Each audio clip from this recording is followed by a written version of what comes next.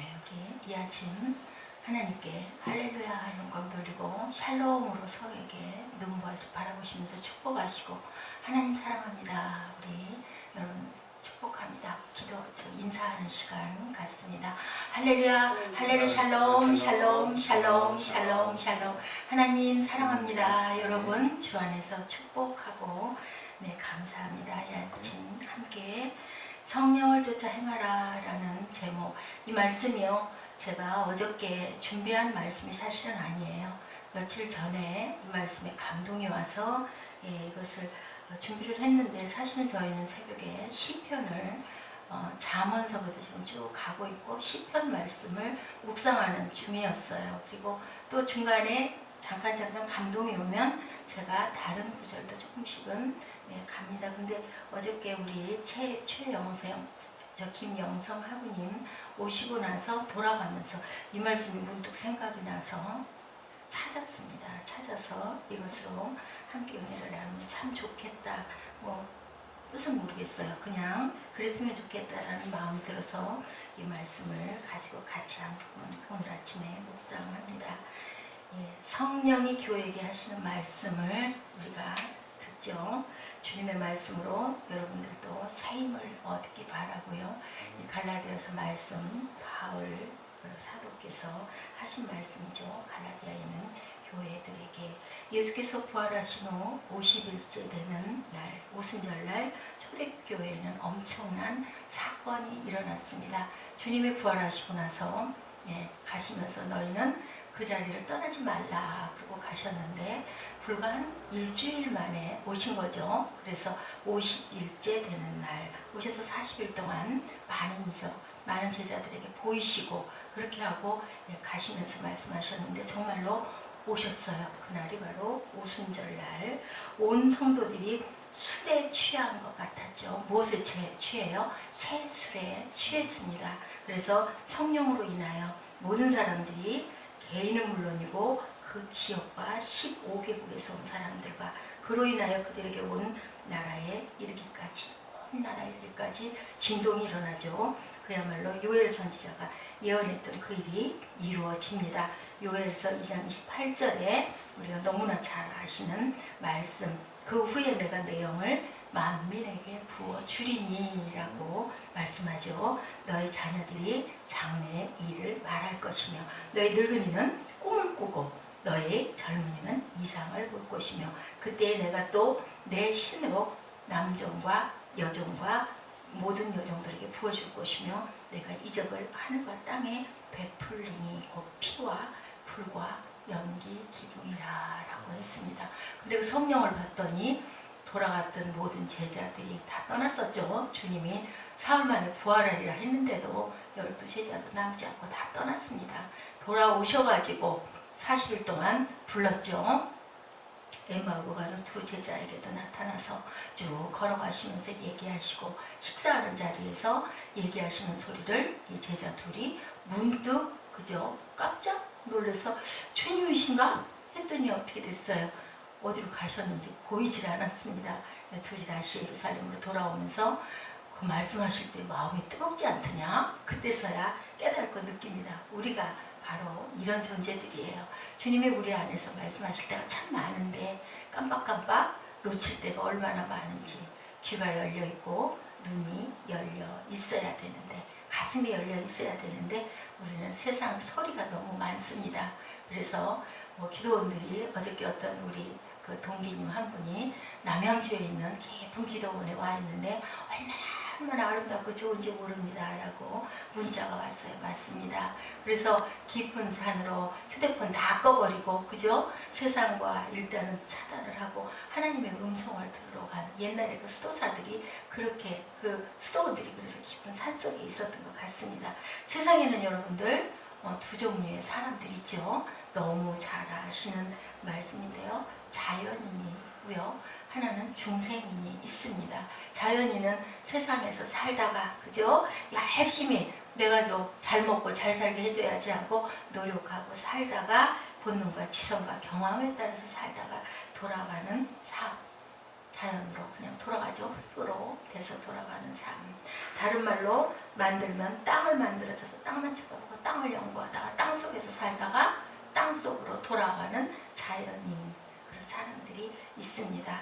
처음에는 무엇인가 새로운 길을 찾아보려고 열심히 노력하고 애쓰고 자기 힘으로 하겠다고 그죠? 발버둥 치다가 그만큼의 분봉만큼 누리다가 하나님께서는 좋으신 하나님이라서 자연 계시로 모든 사람들에게 하늘에서 햇빛도 주시고 바람도 주시고 공기도 주시고 그리고 그저 살아가게끔 해주십니다. 그러다가 하나님을 만나면 어떻게 돼요? 중생인이 됩니다. 중생이란 두 목숨을 가졌다. 어떻게 거듭납니까? 모태로 들어갔다 나옵니까? 니고데모가 물어보기도 하죠. 그랬더니 물과 기름으로 물과 성령으로 우리가 거듭나야 하느니라 라고 말씀을 하십니다. 네, 이렇게 거듭나서 요한복음 3장 6절에 봤더니요. 하나님께서 말씀하시기를 육으로 난 자는 육이요 성령으로 난 자는 영이니라고 얘기합니다. 이렇게 다시 한번 태어나는 거죠. 내가 내 거듭나야 하겠다는 말을 기이 여기지 말아라 라고 말씀하세요. 예, 여러분들 우리 지금 우리 시대 최첨단 시대에 뭐가 가장 우리 사전으로 거의 쓰이는 게 뭐예요? 컴퓨터 그러죠? 네, 컴퓨터는 어떻게 만들어지나 하고 제가 한번 생각해 봤습니다. 소프트웨어를 만드는 공장에서는 소프트웨어를 생산하고 껍데기 하드웨어를 만드는 데서는 하드웨어를 만들어서 딱 두 개를 결합을 시키면 컴퓨터라는 그 넓적한 그런 큰 기계가 만들어지는데요. 그 컴퓨터라 할지라도 그것을 돌리는 뭐가 있어야 돼요? 전기. 전력이 있지 않으면 컴퓨터는 기능을 제대로 발휘할 수가 없고 그냥 새로 된 그냥 그 기구에 불과합니다. 그런데 전기에 다 플러그를 꼽으면 그때부터 새롭게 태어나는 거죠. 예, 이렇게 사람도 누구에겐가 이끌려서 네, 전력과 같은 생명의 기운을 공급받지 않으면 죽은 삶이에요. 하나님께서 처음에 우리를 흙으로 만드셔가지고 코에 생기를 훅 하고 불어넣으셔서 우리의 사람의 모습이 됐어요. 흙으로 만들어져서 이런 것처럼 예, 우리가 하나님의 성령이 우리에게 임하시지 않으면 점점 노비스러서 쓸모없는 그런 인간이 되고 맙니다.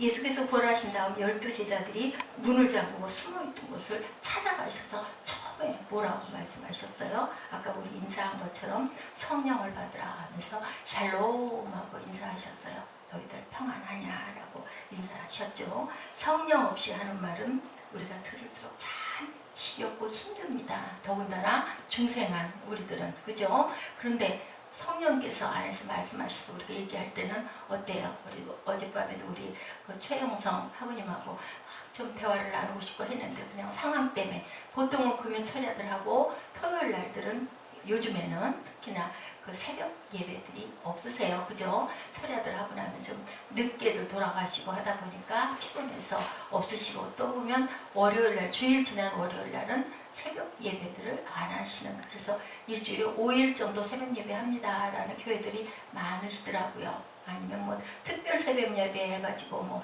40일 작정이라든지 뭐 이렇게 해서 2주 3주 이렇게 하는데 저희 교회는 토요일 날도 예배를 하는데요. 조금 늦게 토요일 날은 그리고 제가 혹여 싶어서 시간을 6시 예배가 아니라 6시 10분으로 잡아놨어요. 10분 정도 여유를 좀 갖죠. 물론 새벽 예배에는 뭐 찬양을 많이 하거나 그렇지는 않습니다. 근데 우리가 조금쯤은 여유를 좀 갖자라는 생각으로 그렇게 했고 사실은 토요일 날은 한 6시 반쯤 우리 예배 드릴까요? 했는데 그냥 6시 10분이 그냥 됐습니다.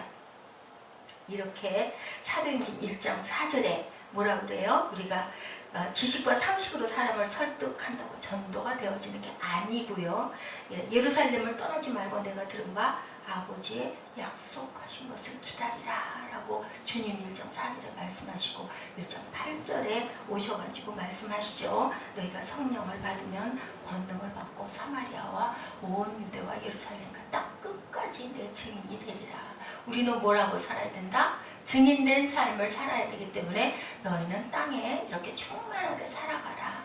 하나님께서 우리를 만드신 목적과 이유가 증인된 삶 그리고 나에게 영광 돌려라. 내가 너희들 모습을 보고 심히 보기 좋았더라 라고 말씀하세요. 그래서 우리는 심히 보기 좋은 모습으로 살아가는 게 바로 하나님께 영광을 돌리는 것인데, 어떻게 영광을 돌려요? 내가 이렇게 아름답게 살아있습니다. 하나님이 주신 달란트대로, 각자의 그릇대로, 각자의 모습대로, 각자의 생긴대로 세상에서 충만하게 살고 있습니다 라는 것을 보여드릴 때 하나님께서는 매우 기뻐하신다.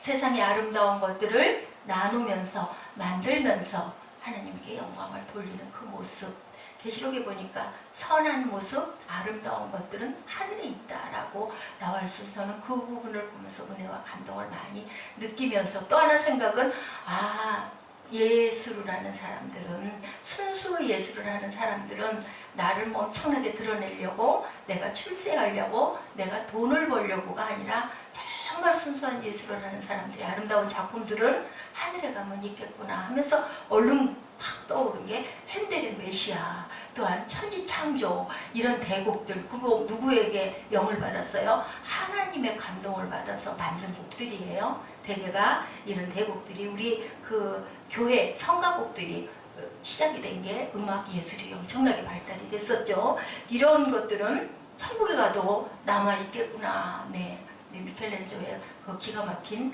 그 작품들, 최후의 만찬, 이런 것들은 하늘에 있겠구나라는 그런 감동을 제가 받았습니다. 그런 것은 하늘에도 있다고 합니다. 갖고 갈 수가 있다라는 거죠. 증인된 삶을 어떻게 사는 사람들, 뭐가 돼야 돼요? 언행이 일치가 돼야 된다. 그렇게 하기 위해서 우리가 무엇을 성령의 충만함을 얻고 살아가며, 아까 우리가 입술로 고백한 것처럼 성령의 9가지 열매가, 우리가 구원을 받고 나면 그 다음에는 어떻게 살아야 돼요? 구원받은 모습으로 성화가 되는 과정을 겪어서 우리가 어떻게 해요? 성령의 9가지 열매, 사랑과 작고 화평과 오래 참음과 자비와 양성과 충성과 온유와 절제의 9가지 법을 금지할 법이 없느니라. 이것을 이루는데 여러분들 이루고 가고 계시죠? 아멘. 근데 참 우리가 갈 때까지 이루다 저는 이만큼 이뤘습니다 라고 가는 거예요. 이것을 9가지 열매가 다 맺힌 형상이 누구실까요? 예수 그리스도시겠죠. 그래서 우리가 예수의 향기를 품립니다. 예수의 그런 편지의 모습이 됩니다. 예수 닮기 원합니다. 진심으로 예수 닮기 원합니다. 이 찬송이 있어요. 인간 예수의 제자들은 다 예수를 팔아먹고 예수를 부인하고 예수를 배반했습니다. 그러나 예수가 보내신 성령으로 제자가 된 사람들은 예수를 닮아서 진리와 사랑을 전하다가 예수를 위해서 어떻게 하고 죽었어요? 순교하고 죽었어요. 도마 같은 경우는 그렇게 의심을 하고 손에 난 못자국을 보고 싶습니다. 창자국을 보고 싶습니다. 했지만 나중에 성령을 받고 나서는 예수님이 부활하신 모습을 믿고 나서는 어떻게 했어요? 인도까지 가가지고 가죽이 벗겨지는 그런 처형을 달게 받고 갔습니다. 이렇게 많은 제자들이 베드로처럼 두려움이 많고 겁이 많고 예수님을 3번이나 부인했던 그런 제자는 거꾸로 반드시 나는 매달려 못 가겠습니다라고 일부러 거꾸로 매달려서 돌아가는 그런 순교를, 저와 여러분은 어떨까요? 순교하실 수 있으신가요? 아멘. 우리는 왜요? 능력 주시는 자 안에서 우리는 모든 것을 할 수 있습니다. 우리가 너무 기쁘게 감사하게 감당을 하죠. 이런 사람은 세상이나 위험이나 죽음이나 칼이나 모든 것이 감당할 수 없는 자들이다 라고 말씀하고 계세요. 성령을 받는다는 것, 주님의 신정의 마음을 우리가 마음 안에 갖고 살아간다는 것이에요. 얼마나 귀합니까? 우리가 정말 진짜 효도하는 자식은 어떻다고요? 부모의 심정을 잘 헤아리는 자식이 효도하는 자식이다. 좋은 옷을 사다 드리고 맛있는 고기를 어떤 때에 대접하고 이것도 좋지만 평소에 부모의 마음을 잘 헤아리고 알고 간간히 안부도 전하고 부모를 그 사랑하는 마음을 갖는 것을 부모님이 가장 귀하고 기쁘게 여기시는 것처럼 우리의 아버지이신 아버지께서도 우리가 하나님을 사랑하는 마음을 지니고 하나님의 말씀을 깊이 묵상하고 항상 기도하는 그러한 자녀를 아버지께서는 기뻐하시죠. 세상에 아무리 고생하고 절망하고 살 소망이 없어 자살하고 싶은 사람도 자기의 심정을 도와주는 한 사람의 친구, 예, 그 한 사람의 친구를 가졌느냐라는 그 시를 저희가 지난 주일날 그렇게 열심히 우리가 함께 한번 묵상을 한 것처럼, 내가 정말 숨 넘어 돌아갈 때도 너만 있으면 내가 괜찮지라고 빙긋이 웃을 수 있는, 전쟁터에서도 나 대신 네가 좀 살아다오라고 그렇게 말할 수 있는 친구를 가진 당신입니까? 라고 얘기를 합니다.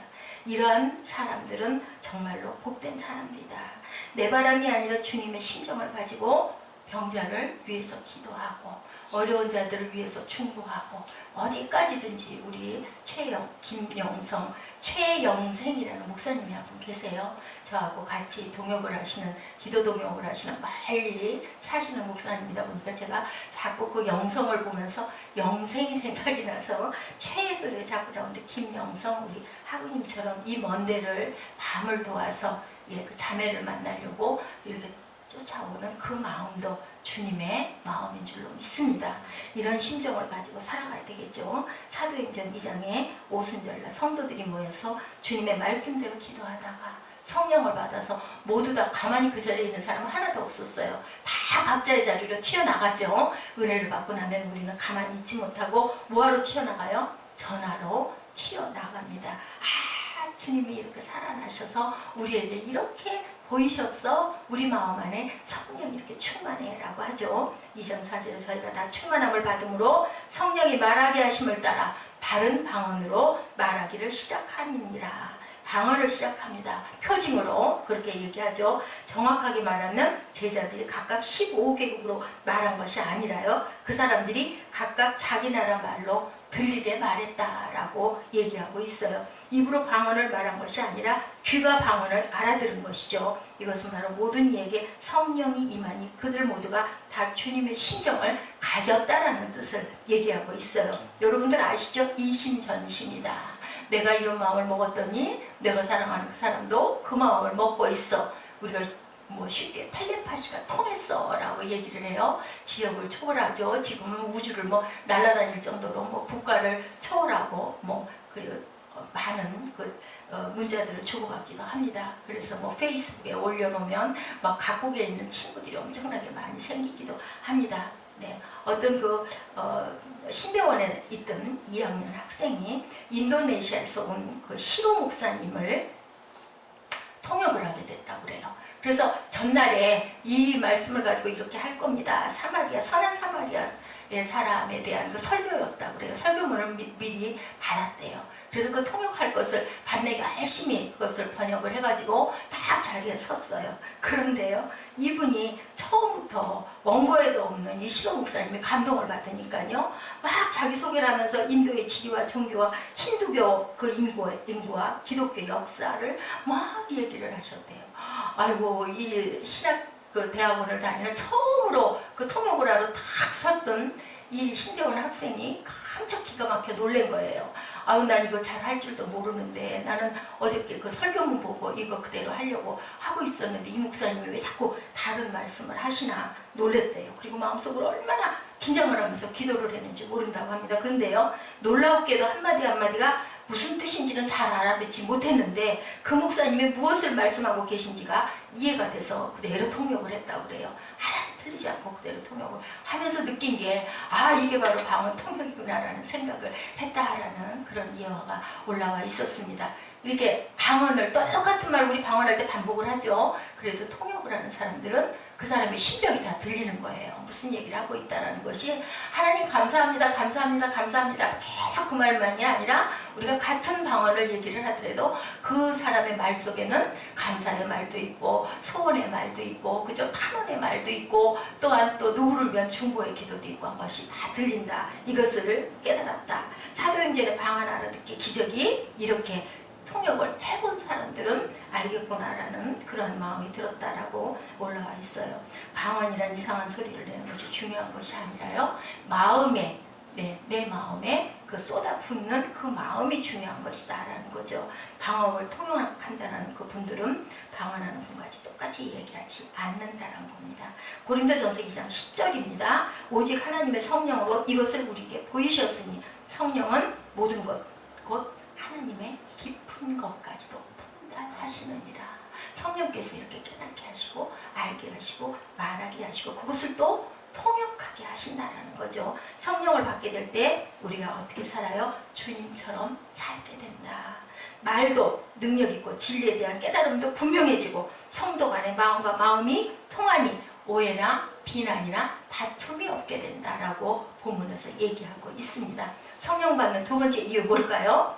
찬송과 감사와 복종하는 삶을 살기 위해서 받습니다. 에베소서 5장 18절에 뭐라고 말씀하세요? 술 취하지 말라. 이는 방탕한 것이니 오직 성령 충만을 받으라. 시와 찬미와 신령한 노래들로 서로 화답하며 너희의 마음으로 주께 노래하며 찬송하며 범사에 우리 주 예수 그리스도의 이름으로 항상 아버지 하나님께 감사하며 그리스도를 경외함으로 피차 복종하라. 복종하는데 그냥이 아니라 사랑 안에서 복종하라 라고 이렇게 말씀하세요. 우리 뭐 술 마시는 사람은 아무도 없습니다. 그런데 뭐에 취해서 살아요? 새술에 취해서 사는 줄로 믿습니다. 성령 충만하라는 것은 술의 마음을 빼앗기지 말고 술에 먹히지 말고 성령의 마음으로 살아가라. 성령의 마음을 빼앗기라는 거죠. 성령에게 우리 마음을 빼앗기라. 마음이 술기운에 빼앗기게 되면 방언처럼 혀가 꼬부러지지만 그거는 세상적인 어떤 그 한탄과 원망을 하게 되죠. 분노를 터뜨리죠. 무례하고 무감각해지고 거만하고 흉해지고 그리고 고집이 세지고 세상에 복종하게 됩니다. 창조적이기보다는 어때요? 파괴적이 되죠. 술에 취하면 긍정적이기보다는 부정적이 됩니다. 술뿐만이 아니라 사업하는 사람은 뭐에 취해요? 사업에 취하죠. 명예에 빠진 사람은 그 명예에 취하죠. 재산에 빠진 사람은 재산 굴복모기에 빠져서 통장에 숫자만 바라보고 누구도 도와줄 수가 없게 되어버리고 맙니다. 그런데 성령에 취하면 하나님의 마음이 우리 마음에 들어와 버리기 때문에 성령이 기뻐하시는 모든 일을 취해서 막 쫓아다니면서 하게 됩니다. 예, 이렇게 창조적인 사람들이 되게 됩니다. 이렇게 본문 말씀을 보면요. 성령을 쫓아 행하라. 그리하면 육체의 욕심을 이루지 아니하리라. 마음을 성령에게 빼앗기셨습니까? 아멘. 그렇게 살아가시는 저와 여러분 되시기를 바랍니다. 성령께서 우리 마음을 다스리실 때 비로소 그리스도의 생애를 재연에 살아가며 기뻐하는 삶, 감사하는 삶, 감사로 제사를 드리는 자는 하나님을 영화롭게 하리라 라고 시편에서 말씀하고 계십니다. 사람들은요 이 황량한 세상을 살 때 무엇인가 끌리지 않으면 불안하게 살 수밖에. 우리는 어떤 것을 얻어도 어떤 것을 이루어도 여러분들 만족하십니까? 만족하지 못해요. 풀의 꽃과 같다라고. 왜 만족하지 못할까요? 어저께 우리 금요철에 나눈 말씀 중에 이 말씀이 있었어요. 네, 모세가 팔을 올리면 이기고 팔을 내리면 지는 그 기도, 어저께 야훼 그 니시 하나님에 대한 말씀을 나눴는데요. 제가 그 질문을 했었어요. 우리가 무엇을 가져도 뭐 집을 사도 뭐 며칠 정도 기쁘다고 그러죠. 네, 결혼을 하면 뭐 한 1년 정도 기쁘다고 얘기합니다. 그 이후가 되면 또 우리 마음이 성성 비는데 왜 그렇습니까? 라고 얘기를 했어요. 정답은 뭘까요?